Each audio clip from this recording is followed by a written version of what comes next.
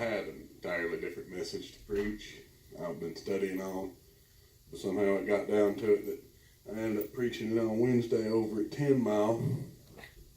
And I thought, well, as you give me enough time, I'll keep studying and preach it again. And somehow I ended up here. So, and so I'm going to read you a little bit out of Ecclesiastes and give you just a little thought, because it's been right up in our faces, people. A lot of mortality has been here. So you have to look at our own lives and started to ponder on it. I know I preached a similar message to this before, but still you can't get away from it. It is Ecclesiastes chapter 2. I'll start at verse 4. It says, I made me great works. I builded me houses. I planted me vineyards. I made me gardens and orchards, and I planted trees, in them all kind of fruits. I made me pools of water to water therewith the wood that bringeth forth trees. I got me servants and maidens, and had servants born in my house. Also I had great possessions of great and small cattle above all that were in Jerusalem before me. I gathered me also silver and gold, and the peculiar treasures of the kings and of the provinces. I got me men singers and women singers, and the delight of the sons of men as musical instruments, and that all of sorts. So I was great, and increased more than all that were before me in Jerusalem. Also my wisdom remaineth with me, and whatsoever mine eyes desired I kept not from them. I withheld not my heart from any joy, for my heart rejoiced in all the labor, and this was my portion of my labor. Then I looked on all the work that my hand had wrought, and on the labor that I had labored to do, and behold, all was vanity and vexation of spirit, and there was no profit under the sun. Let's pray.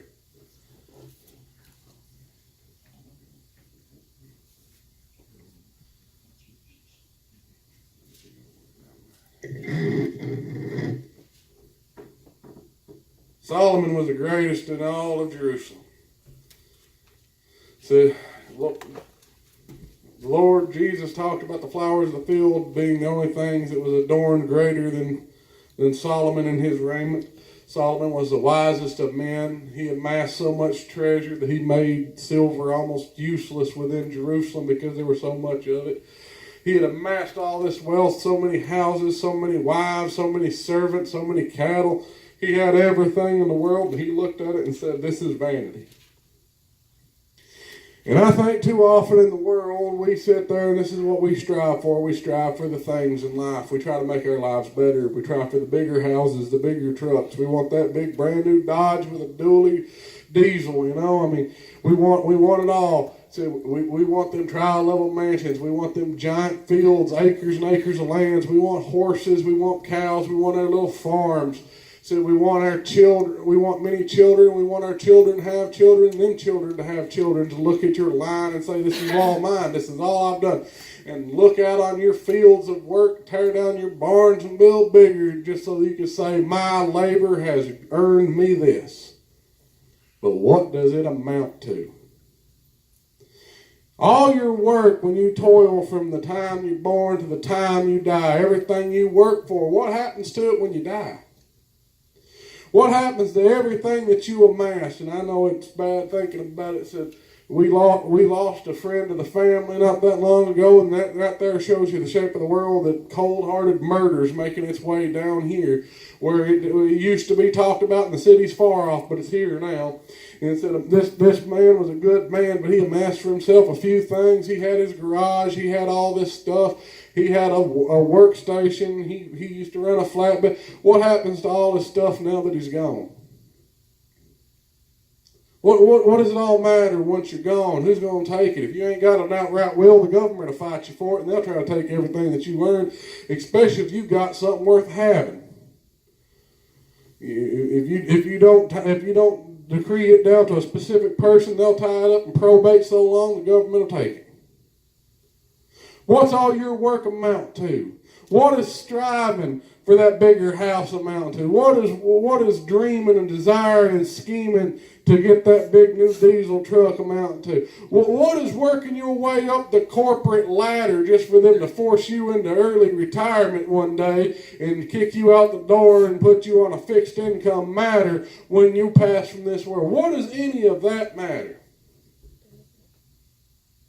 Like I said, we stand now in heartache with my family because it was so close of a friend. But I take solace in the fact that he is in the hands of a just God now. But everything you've done matters not when you stand in front of a just God.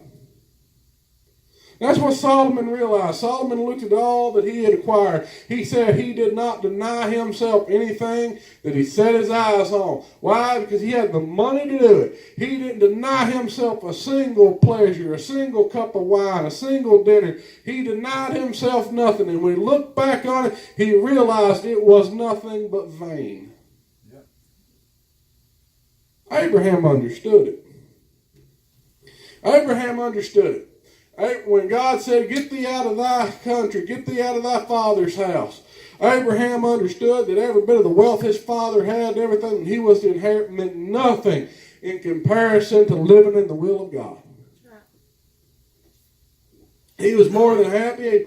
I think as soon as God told him, get out of that house and go to where I'm going to show you, I don't think he hesitated. I think he went home and packed. Dad was like, where are you going? He said, God called me. I got somewhere else to be, because that's the most important. Anything. Paul was talking about being a builder. He said, Jesus is the chief cornerstone, and everything is built on the foundation there of Jesus. Everything is built on that foundation. And tribulation is going to come. There's going to become a trial and judgment when things are going to burn. And everything built on Jesus, whatever is of Jesus, is going to stand. The rest of it's going to burn away. It don't matter about the wealth you earn. It's going to burn away. It doesn't matter about the things you acquired. It's going to burn away. The only thing in life that matters is Jesus.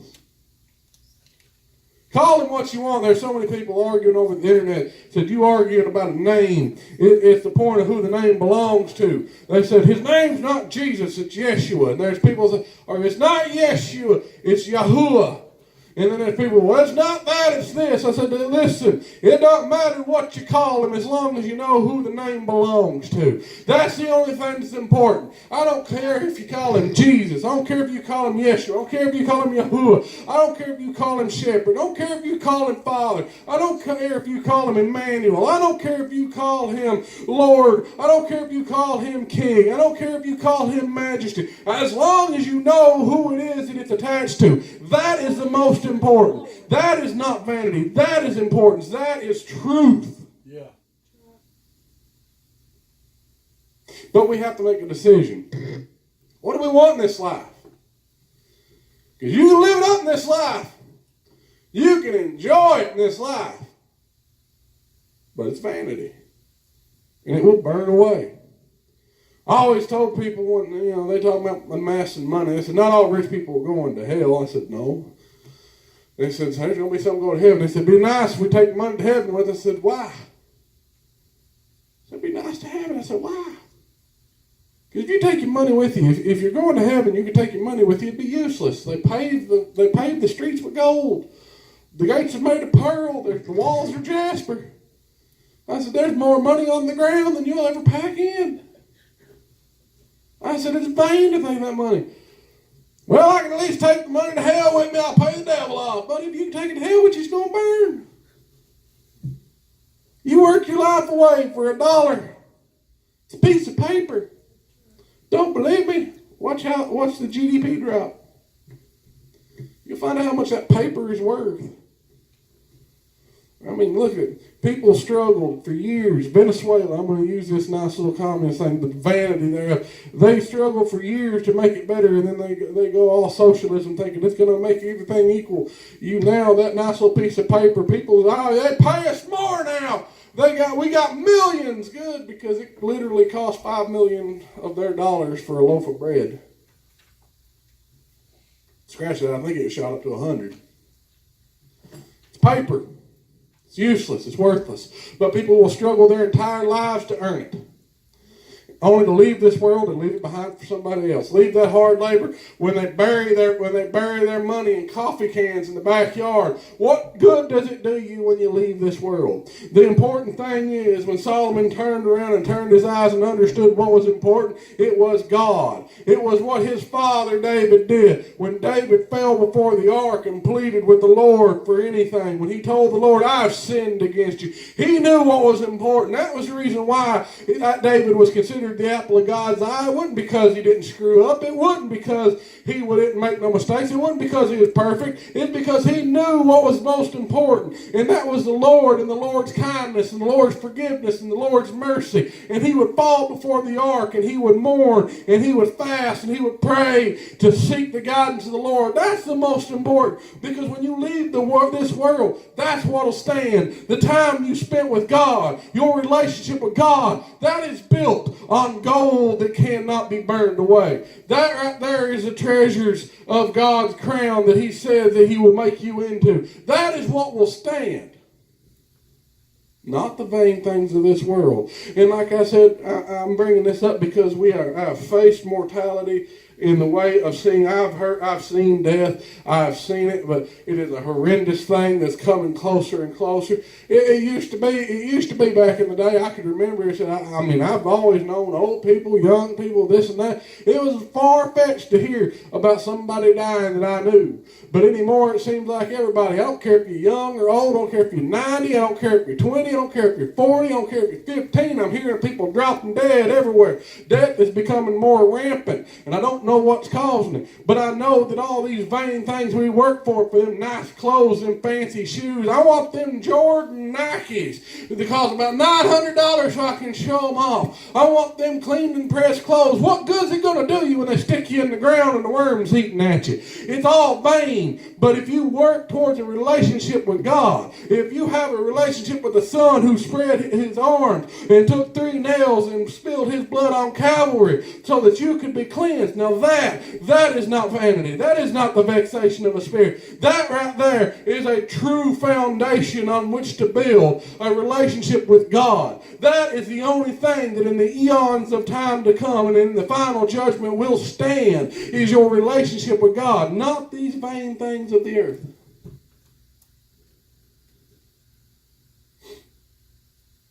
And that's all I have. I told you it was short, and it was just a thought. But the things of this world are vanity. They're fleeting. Fads. They'll pass. Don't get too attached to those dollar bills in your pocket. They're going to go away anyway. So one day they're going to require you to take a nice little stamp in your hand. But these vain things will pass away. This world will pass away. What did Jesus say? He said, this world will pass away. My word will not. His word will stand forever. Amen. So with that, find you a place and pray.